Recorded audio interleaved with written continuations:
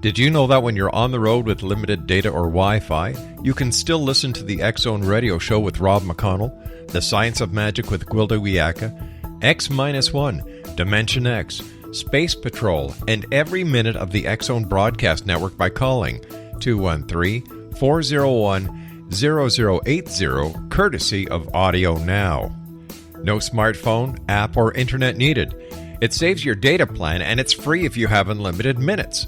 Call 213-401-0080 to listen on any phone, anytime, anywhere. Remember 213-401-0080 for the best of the paranormal, parapsychology, and sci-fi radio programming anywhere, 24/7, 365.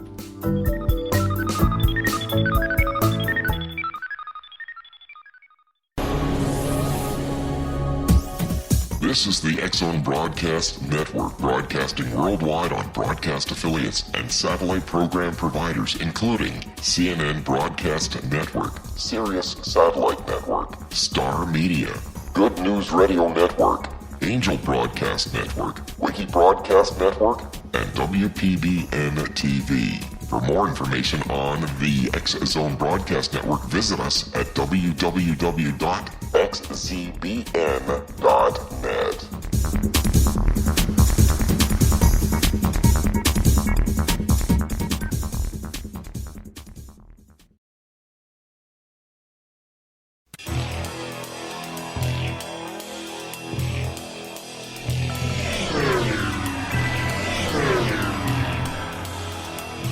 This is A Different Perspective with Kevin Randle.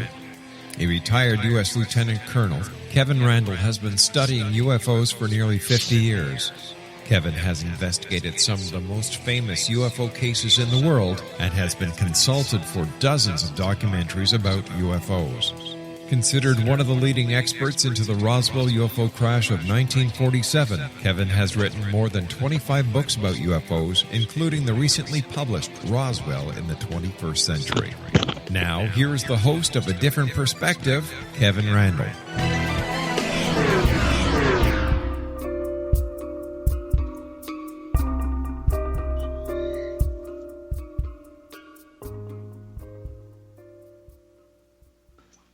And welcome to A Different Perspective. I am, in fact, the host, Kevin Randle. Today, I think we have a special treat. I have on the line with me a former member of Project Blue Book. Now, in the past, when we've talked to people about Project Blue Book, or we've talked to people who were allegedly with Project Blue Book, what we found out is that the person was probably a officer who had it as an additional duty at a Air Force base. He wasn't there at Wright-Patterson Air Force Base. I have with me today Carmon Marano, who was on the Project Blue Book staff at Wright-Patterson Air Force Base, serving with Lieutenant Colonel Hector Quintanilla at Wright-Patterson, and he, I guess, was there when they closed down Project Blue Book. So we have this fellow with us. He is trained in physics, and he co-authored a government publication in 1968 for the U.S. Bureau of Mines entitled Optical Properties of Glass, Transmission Losses of Eyepieces Used in Mine Environment.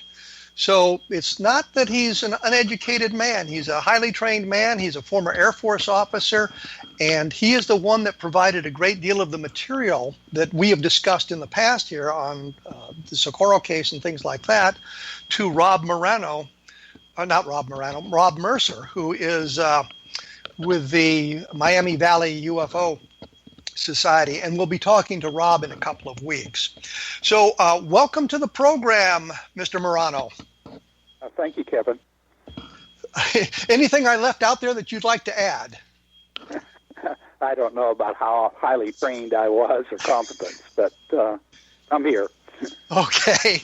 Well, let me, as I told you, I think when we talked on the phone, I have gotten a number of questions from the listeners about this because they're excited about having someone from Project Blue Book on there.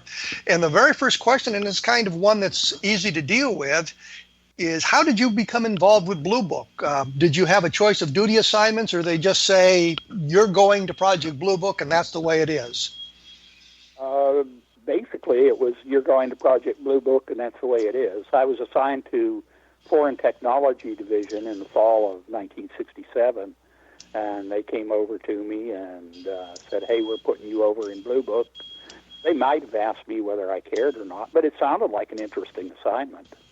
So you say it's an interesting assignment, so it wasn't something that you were dead set against. It was just, hey, you're available, go over to Blue Book, and you said, okay, fine. Basically. I was excited about it when I first went over. Did you have any background in UFOs prior to that? Were you interested in the phenomenon, or was it just something that passed by you? I was mildly interested in extraterrestrial life, and I had read Carl Sagan's book on SETI, and yes. I can't remember what the title of it was at this point, but it was something that was mildly interesting, but I didn't have any particular, any deep and abiding interest in it. You didn't have a feeling one way or another, are UFOs extraterrestrial, are they just natural phenomena, misidentifications? You didn't have any bias one way or another? No. No, I would have loved to have found something while I was there that I could have said, yes, this is extraterrestrial, but I didn't run onto anything in my span of time that I was there that I said, yeah, this looks like something that is not of this earth. Did you make many trips off Wright-Patterson? Did you go to the scene of UFO sightings very often? Not very frequently. We were a real small office. There were just 5 of us there. And generally speaking, I would get about, I'd say, 2 to 3 sightings a day, and that was my responsibility then to evaluate them. So there wasn't a lot of time that you could dedicate to any particular case. When you say 2 or 3 sightings a day, you mean coming through the mail or calls from Air Force bases or civilians trying to report UFOs? Most of them were from the Wright-Patterson area in Project Blue Book. We were the site for the Wright-Patterson, Ohio area there. So normally the vast majority of the cases we got were from right in around Ohio, Indiana, Kentucky, Pennsylvania kind of area. But we occasionally got other people who called us up and reported them. We weren't allowed to investigate unless they were officially reported to the Air Force. And we investigated if they reported directly to us and completed the forms, or if one of the local bases throughout the United States each had a UFO officer. Let me interrupt you here. We're going to have to take a quick break. I think I'm a little bit late on time here, so we'll be right back after these messages. All right.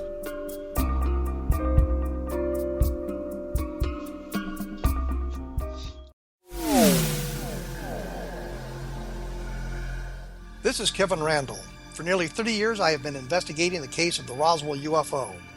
I have interviewed hundreds of people and stood on the crash site. Now in Roswell in the 21st century, I have reviewed dozens of hours of audio and videotaped interviews, examined hundreds of files that relate to the crash, and have returned to Roswell in an attempt to put all that information into the proper perspective. For the first time in Roswell in the 21st century, I have made a dispassionate reevaluation of all that material and provide a new look at what happened. This is a book that clears away all the clutter that has hidden the truth for so long, strips away the various lies that surround the case, exposes the Air Force attempts at cover-up, and found a core of solid information that tells us all where the case stands today. Roswell in the 21st century will be available in just a few weeks. For more information, please visit my website at www.kevinrandle.blogspot.com.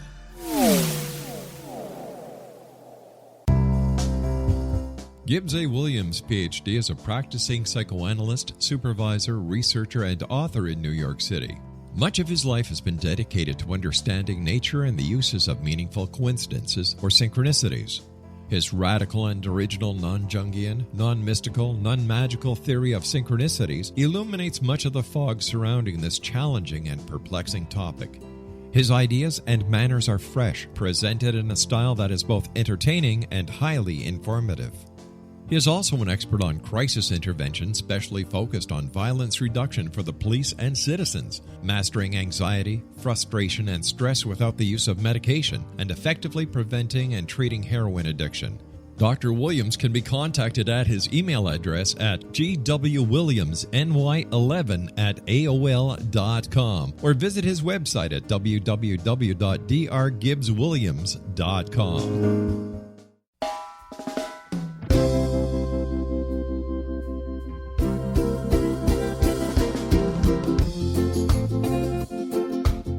This is Johanna Carroll, host of Dialogue with Divinity on the X-Zone Broadcast Network. While walking along Kaanapali Beach in Maui this past year, I kept discovering all these shells and coral in the shape of hearts. My dialogue with Divinity was very simple. Do you want me to do a retreat to heal people's hearts in Maui next year? And of course, the answer was yes.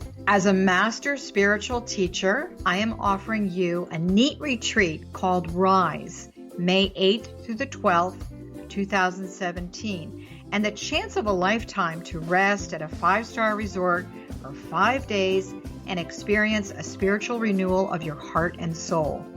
Kaanapali is one of the top 5 beaches in the world. This stunning resort has undergone a $40 million renovation. I walked the entire property, checked out the room choices on your behalf, and I must say it is stunning. Our conference room faces the ocean with sliding glass doors. Maui is known as Mother Maui because it is a soft, gentle, healing energy. In the embrace of Mother Maui, you will feel yourself rising from the limitations of an ordinary life to an extraordinary journey of peace, bliss, and harmony. A greater sense of clarity. Our Rise retreat ignites renewal in the sacred elements of air, water, earth, fire, and wind. There's plenty of free time to enjoy all that Maui has to offer. A small deposit is required now to reserve your space, as this retreat, it will sell out. For more details, please go to johannacarroll.com and register today. Aloha, and I'll see you in mystical Maui.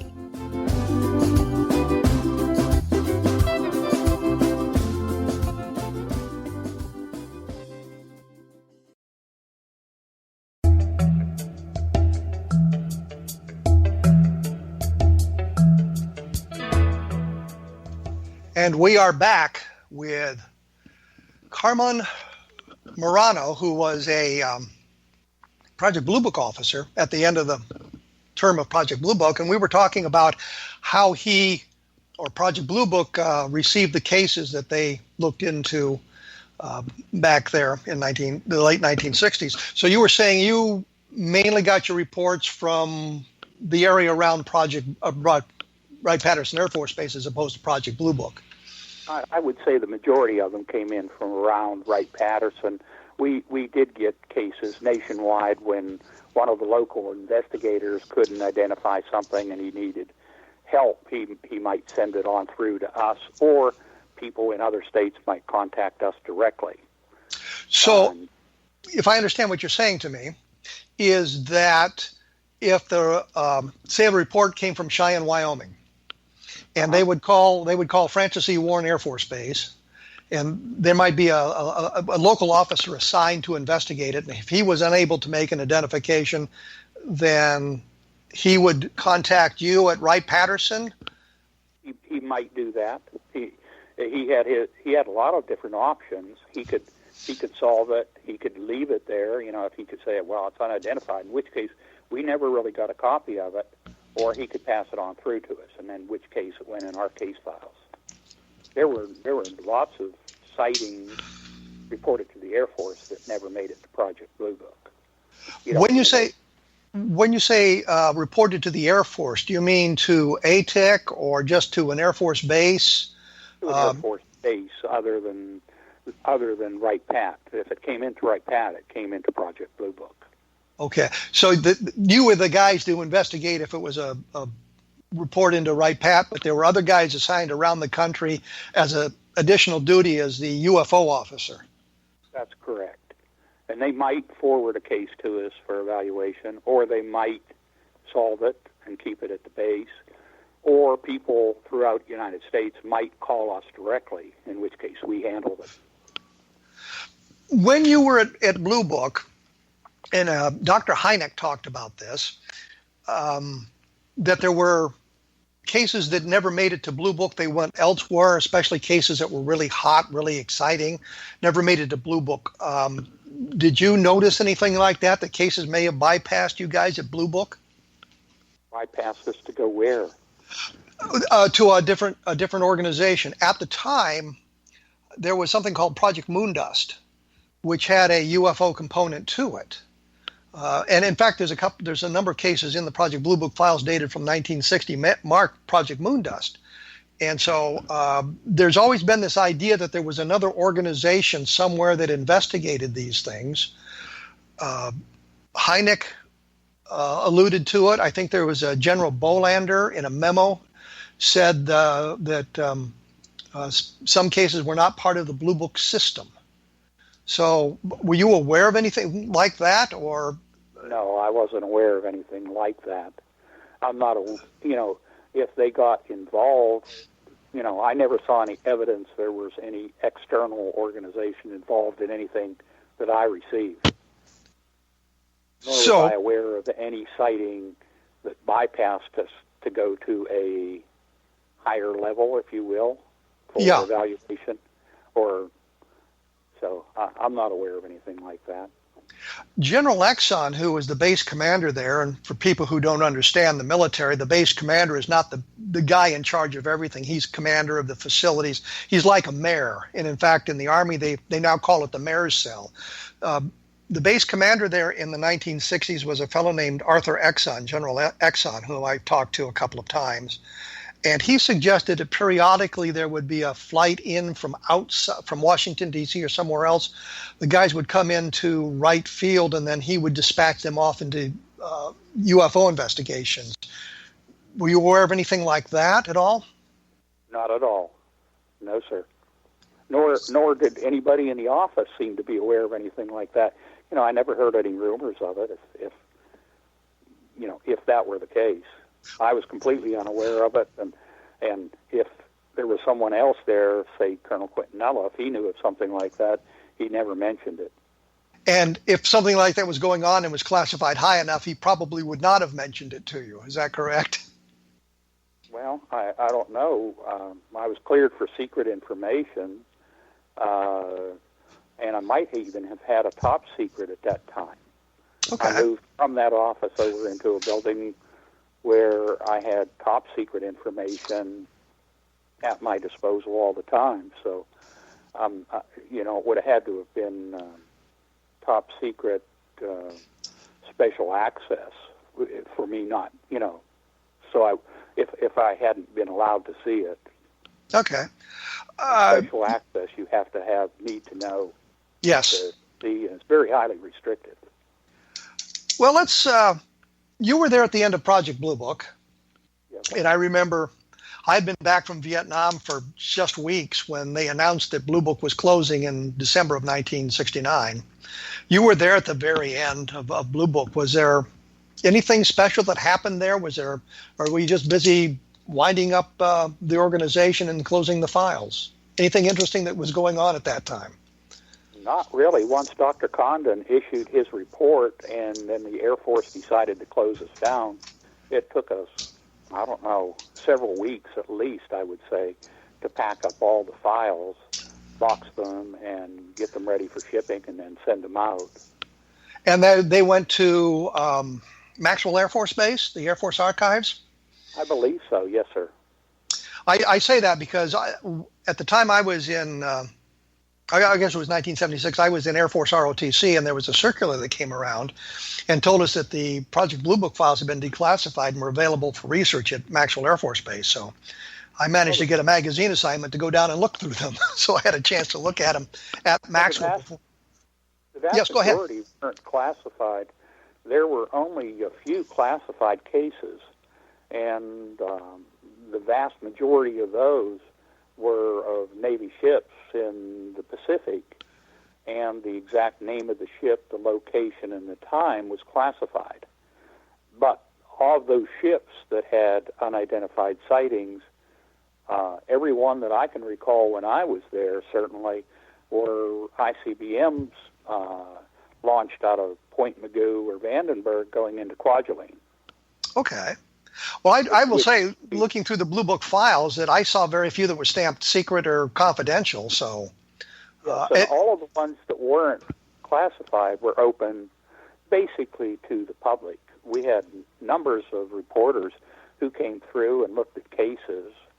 And in fact, to make their life easier, I put together a big, all of the cases that had photographs associated with them. I put them into a big binder so they could leaf through and find a case that they liked. You know, the photograph was interesting, and then we could go to the files and pull the files for them. So they showed up and had no restrictions on what they could see in the Blue Book files. On the unclassified files, that's correct. And the only ones you remember being classified were things that dealt with national security, and by that we mean the missile launches you were talking about, or the ICBM tests, as opposed to the UFO being the event of national security.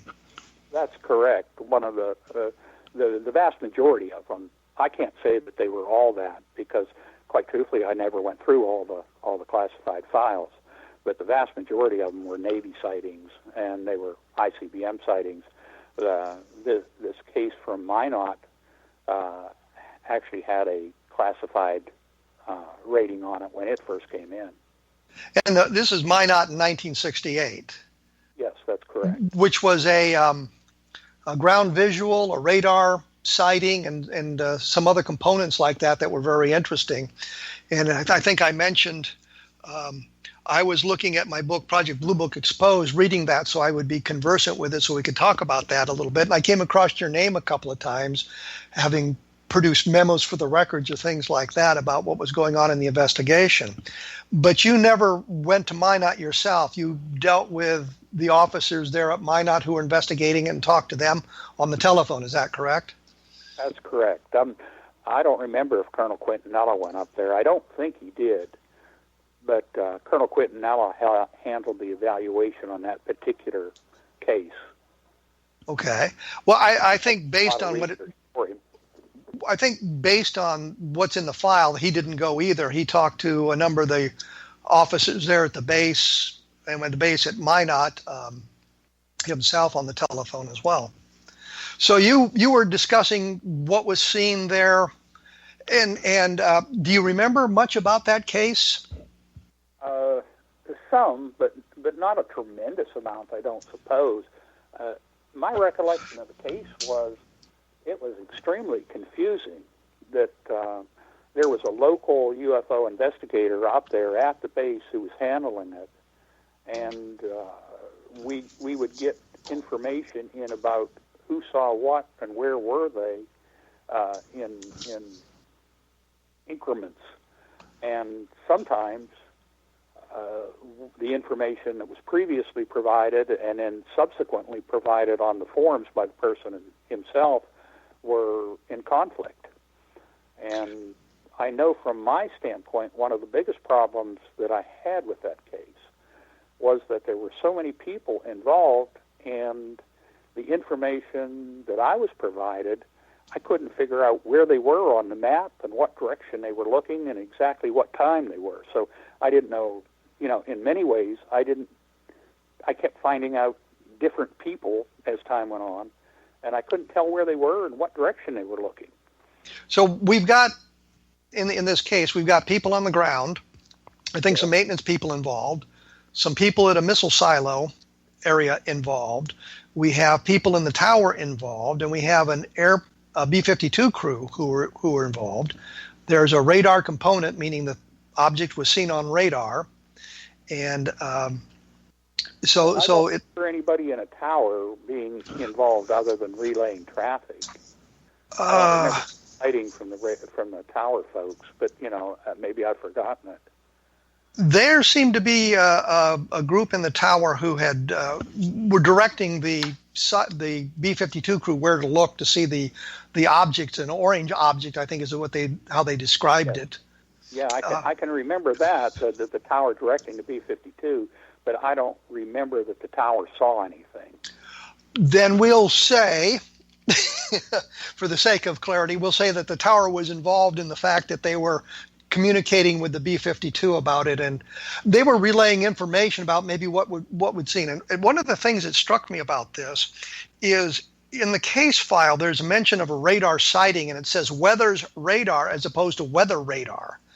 And it was very confusing, and I always wondered if there was a site at Minot called Weathers, which had a radar facility. Do you remember anything like that at all? I realize we're going back 50 years to try to figure this out.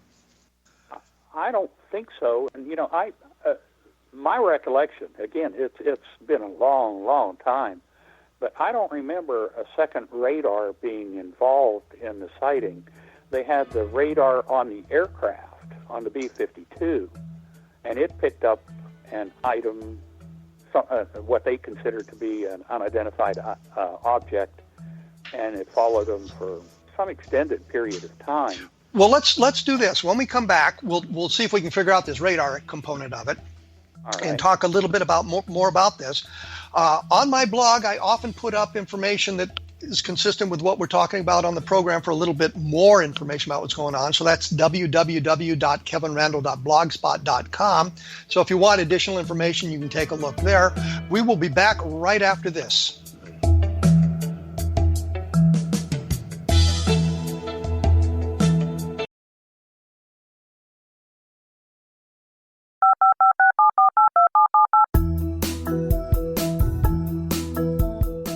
Did you know that when you're on the road with limited data or Wi-Fi, you can still listen to the X-Zone Radio Show with Rob McConnell, The Science of Magic with Gwilda Wiyaka, X-1, Dimension X, Space Patrol, and every minute of the X-Zone Broadcast Network by calling 213-401-0080, courtesy of Audio Now.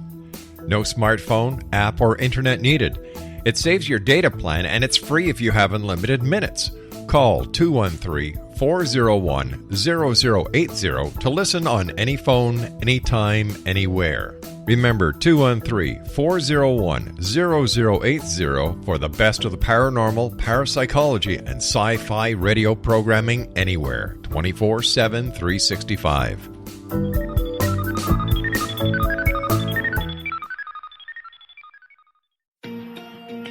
Wouldn't you love to know the secret to everything? Well then, meet Dr. Kimberly McGeorge and her cutting-edge breakthrough knowledge that combines science with possibility. Dr. Kimberly brings real-life answers and healing to those open to alternative solutions. She teaches solution-based programs and classes that will change all areas of your life forever. Specializing in conscious creation, intuitive readings, and energy medicine, you can rapidly shift health, relationships, business, and money and abundance challenges quickly. Receive her best-selling book, Secret to Everything, at no cost by going to secrettoeverything.com/X-Zone. That's right, transformation can start now. Just go to secrettoeverything.com/X-Zone and receive Dr. Kimberly's book for free.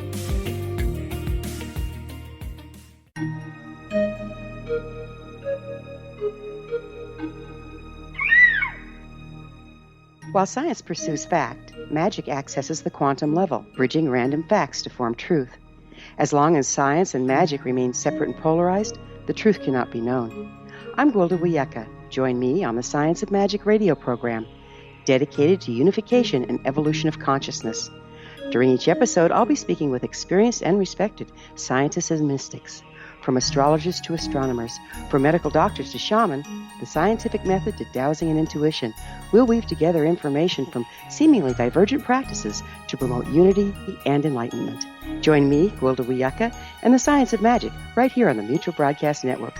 For more information, visit www.thescienceofmagic.net.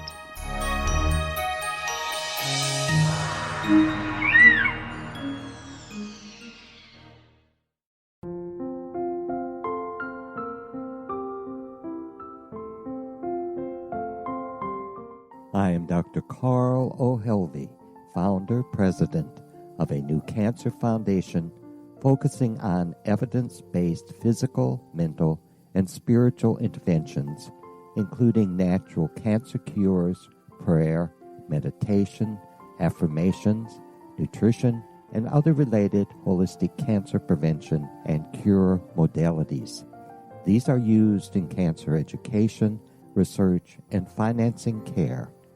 I ask for your help to continue this important work by donating at www.holisticcancerfoundation.com.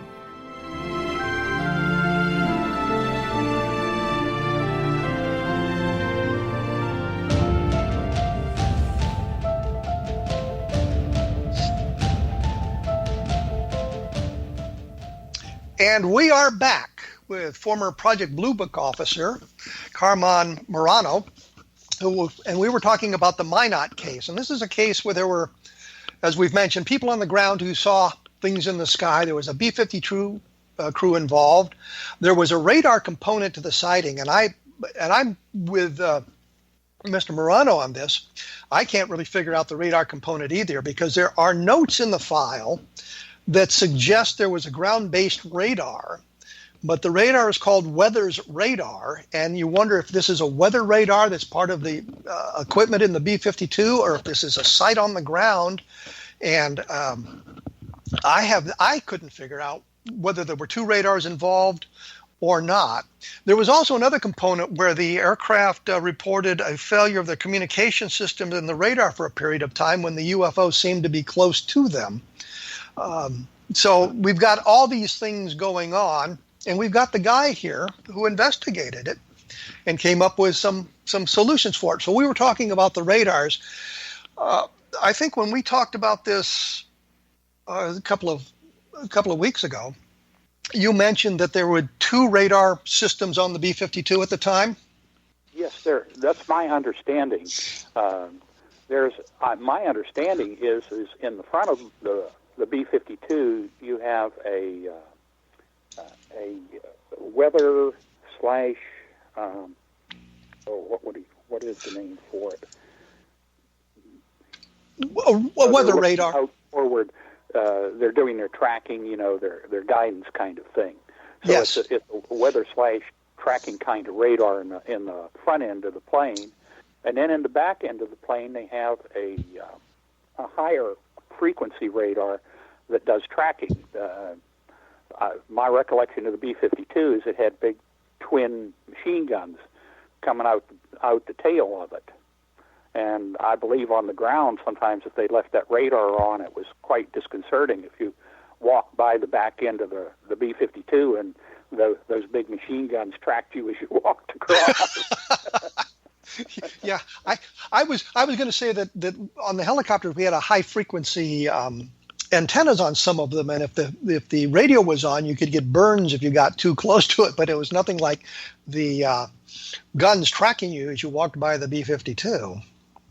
Yeah, I've never been around a B-52 much. I've seen them in the air, but that's my understanding of it. And I had asked my brother, who flew on B-52s, whether both radars were typically on, and he never gave me a definitive answer. My takeaway from it was generally, yes, they were on, but they didn't have to both be on at the same time. So we've got this sighting going on at Minot. What conclusions did you draw about that? Well, my conclusion was it was extremely confusing that there were so many people involved. The radar sighting was probably, from the aircraft, was probably the most sensational portion of it. And that, we got the tapes of that sighting at Wright-Patterson, and I sent it over to Foreign Technology Division to their radar analysis group. And their group, my recollection was their group came back and said they thought it was a radar malfunction. Okay. So, I was looking at the write-up on this thing to see if I had explained what it was either in there, because there were a number of different explanations for the the ground visual sightings, and one of them was the star Vega. One of them, I think, was Sirius, and there was some of the sightings. It seemed to me, I glanced over that case after you and I talked, and at one point it implied that people on the ground couldn't see the stars. That was not the information that I had at the time or was working from, and that it was clear on the ground. My recollection, again, so long ago, that it was slightly foggy on the ground, and so on the ground itself, visual sighting was a little difficult at times. But when I remember that on the forums that I did get back, where I could figure out where they were looking at, where they saw an object, particularly for a light for an extended period of time, when I plotted up on the star chart, I kept coming up with, in those general areas where they were looking, either Vega, or I'm sorry, Sirius. I don't know what the second one was, but I know Mercury or Venus and Sirius were the two big ones that people would see stars and misidentify them. And I'll break in here and say that I am astonished by the number of people who are fooled by Venus, especially when it's at its brightest. And they will see lights coming down from it and think there's searchlights playing across the ground and all kinds of things like that. And I've investigated any number of cases where what they were looking at was Venus at its brightest and being fooled by it. And I'm just stunned that people are fooled by Venus, even in today's environment, but they certainly are. I think that the case file also suggested that there was an inversion layer over there that was causing a magnification type effect on the stars and gave them a little bit of an unusual look. That was my understanding, which is there was a heavy temperature inversion that night, and I know that when you get temperature inversions, particularly if you can see beyond the horizon, so sometimes you actually see an object that's below the horizon, and it distorts it tremendously, changes the color. I remember there was a sighting from Eielson Air Force Base, Alaska, where guys in the tower who were familiar, they were there every night, and they actually saw the moon below the horizon and reported it as a UFO. And my recollection was they were sort of embarrassed about it after I found it. But, I think the point being that during an inversion, it can distort, change colors, make stars scintillate, the changing colors.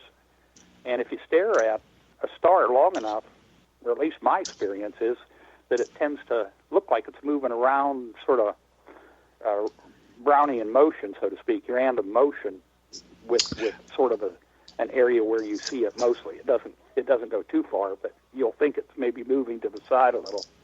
Well, that's called autokinesis, by the way. Oh, okay. I just happen to know that one of the many things that I know that is virtually useless to anybody else. But people staring at a point of light. To me, I didn't know the term for it. But, well, I mean, people staring at a point of light. There was a trooper once who chased Venus for a couple hundred miles. Well, that was used at the opening of Close Encounters of the Third Kind movie, sort of a representation of that. And I'm not really sure that he was chasing Venus, given some of the other people who were involved in that. But that's a whole nother. Okay. I didn't evaluate it. It was just one of the cases I had heard about when I went there. Well, and the reason you and I got in contact is you had sent a great deal of material to Rob Mercer from your days in Blue Book. And I was kind of curious, how did you end up with all that information? Why wasn't that shipped off to Maxwell at the same time? It was never part of official case files, or it was stuff that had been Xeroxed. It was basically, I inherited the desk and the materials from the guy from before me who was chief analyst, and he inherited it from the guy before him. And so I had all this stuff on my desk, and I had my choice. Basically, I could throw it away, or I could pack it up and keep it. And I said, I think I'll just keep it. This stuff is sort of interesting. Maybe I'll go back and reread it someday, but I never did. So it was virtually almost sight unseen until I gave it to Rob. So it wasn't really official files, but it was material that was based on the official files and contained copies of things in the official files. That's correct. And it might have had, for instance, a lot of sightings that I got reported to me were from aerial advertisers, and I'm not sure, but I remember I had a list of aerial advertisers for the tri-state area, and all the telephone numbers. So if I got something I suspected was aerial advertising, I'd call up the local aerial advertiser in that area, and generally speaking, if I called them, I sort of located what they were seeing.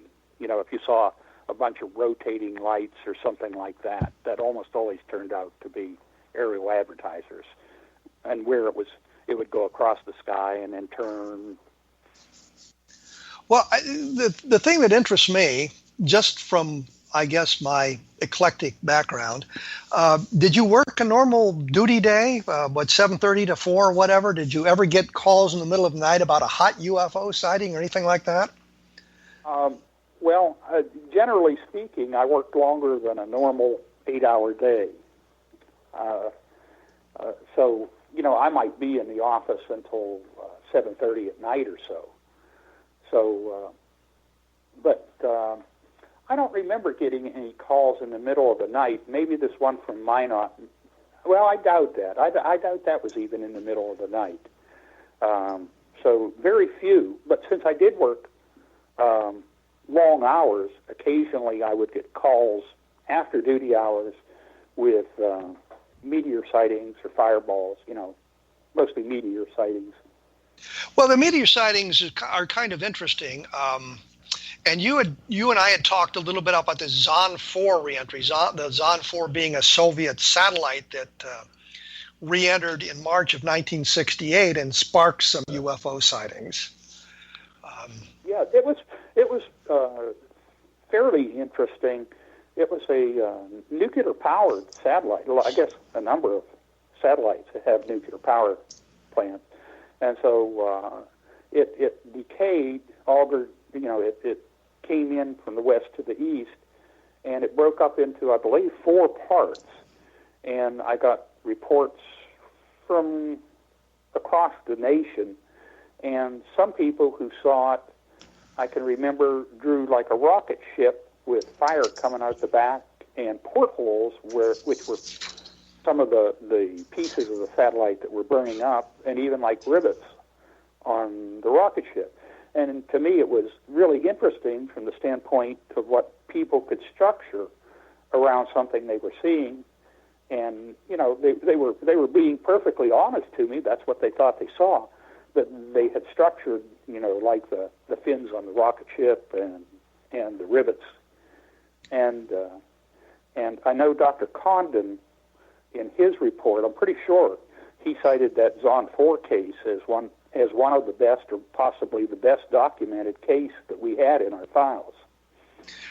The interesting thing about that is it harks back to the Charles Whitted case from 1948, where they too saw a cigar-shaped craft with square windows on it, and the Zond 4 people reported the same thing. I looked at something called Meteor Compilation on YouTube, and it showed the breakup of meteors as they came in. People have been able to see or videotape, which struck me as probably the inspiration for some of these things, the way they broke up and came down. But we're going to have to take a quick break here and come back with our final segment of our discussion here. So we will be back right after this, talking to Carmon Marano about his stint in Project Blue Book, so stick around.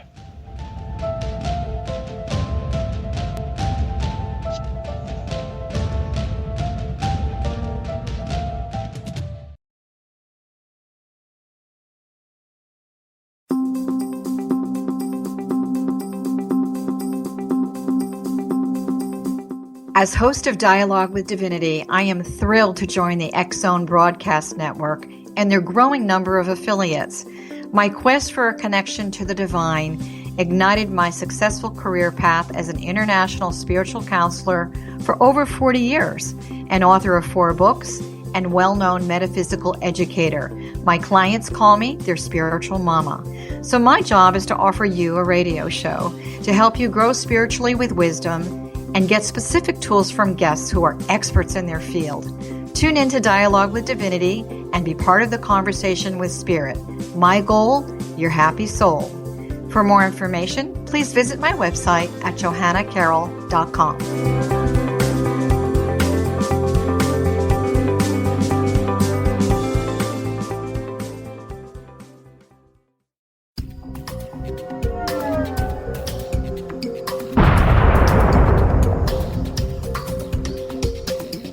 Coming soon to the X-Zone Broadcast Network is A Different Perspective with me, Kevin Randle, as your host.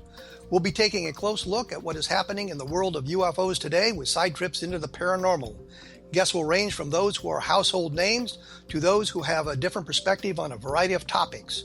No topic will be taboo, but there will be tough questions asked as we all search for the truth about UFOs, the paranormal, and those things that excite us.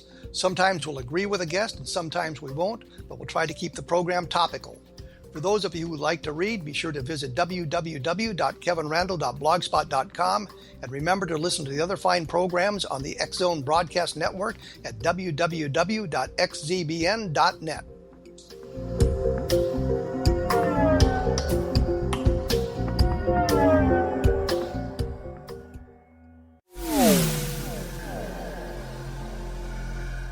This is Kevin Randle. For nearly 30 years, I have been investigating the case of the Roswell UFO. I have interviewed hundreds of people and stood on the crash site. Now in Roswell in the 21st century, I have reviewed dozens of hours of audio and videotaped interviews, examined hundreds of files that relate to the crash, and have returned to Roswell in an attempt to put all that information into the proper perspective. For the first time in Roswell in the 21st century, I have made a dispassionate reevaluation of all that material and provide a new look at what happened. This is a book that clears away all the clutter that has hidden the truth for so long, strips away the various lies that surround the case, exposes the Air Force attempts at cover-up, and found a core of solid information that tells us all where the case stands today. Roswell in the 21st century will be available in just a few weeks. For more information, please visit my website at www.kevinrandle.blogspot.com.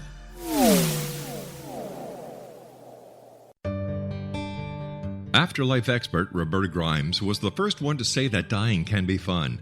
Now her best-selling book, The Fun of Dying, is available in stores worldwide. So if you wonder whether death ends life, how it feels to die, or what heaven might be like, The Fun of Dying was written for you. And if you have always been afraid of death, or if you worry that your life has no meaning, let The Fun of Dying ease your fears and bring new meaning to your life.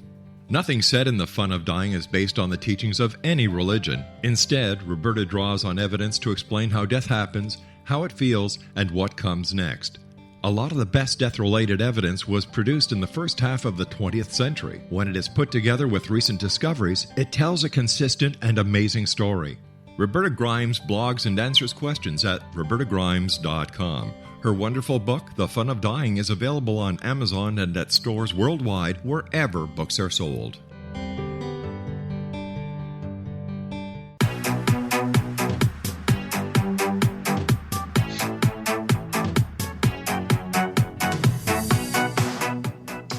And we are back for the final segment here. We're talking to Carmon Marano, Carmon Marano, who was talking to us about the Zond 4 reentry. This is a Soviet satellite that broke up. And as we were breaking away, I mentioned this thing from YouTube called Meteor Compilation. And if you look at that, you see these bright meteors breaking up. And if you look at that, you can see how as the thing breaks up, it strings out, and it gives the impression of a lighted cockpit and a series of windows behind it. So you can understand how people who got a quick look at this might misinterpret it into some kind of a structured craft. And what is interesting about this is we know what the Zond 4 was. We know this is the explanation. We got those sorts of drawings from the people who reported the UFO component of it. And we look at the Childs Whitted case from July of 1948, and I know my partners in the world of UFO are annoyed with me for this, but if you look at that and you look at the drawings made by Childs and Whitted, and they were airline pilots who saw something coming at them late at night as they were on a commercial flight, thought it was an Army jet plane coming toward them, and then reported these cigar-shaped objects with the square windows on it. And at the time, it was written off initially as a meteor, or a bolide, extremely bright meteor. And then the officers at that time, it had been Project Sign, said, no, I just cannot be. It became one of the most important cases in the Project Sign files. And now we have this case from 1968 that shows us that people can be confused by that sort of thing. So I think the Zahn 4 case is very important for the UFO research in that respect. So you had an opportunity to talk to some of the people who had reported the cigar-shaped craft when the Zahn 4 re-entered? Yes, sir. Yeah. I had probably, I can't remember how many reports, probably 20, 30, 40 reports that came in on the Zahn 4. And I think the big distinction is I remember from whether they were satellite decay or meteors, is the meteor sightings are much shorter in duration. They have much faster angular velocity than the satellites. The satellite might take a minute or two to cross the sky, where the meteorites are normally, a couple seconds at longest. So, and that I mean, that's important when you're studying or researching, investigating UFO sightings, is the length of time something is in sight, because if you've seen it for a second or 2 seconds, you really don't get a good look at it. And the mind tends to fill in details that you might not observe, which is why you end up with this impression of a lighted cockpit and square windows across it. And that's the thing that really struck me between Zahn 4 and Charles Whitted, was the fact that they were talking about square portholes, square windows across it, and illustrations made of the Zahn 4 by the people who thought it was something extraterrestrial drew the square windows, as they did with Charles Whitted. So I thought that was very interesting in that respect. Did you get many meteor sightings? I got a number of them. The vast majority of them weren't unidentified. But we would get meteor sightings, and since I worked late, oftentimes I would get to take them, and I'd just try and pass them on to somebody who, one of the universities maybe, and tell them, hey, we had a meteor sighting here. Well, in your time at Blue Book, did you get any sightings that you thought were puzzling, that the solutions might have been a little hinky, or did you pretty much solve everything that came in? The one that I guess would have been sort of extraordinary if I hadn't solved it was there was one on the southeast, I believe Georgia, South Carolina, where a guy was driving along a highway at night, and he saw this U-shaped craft came over the treetops.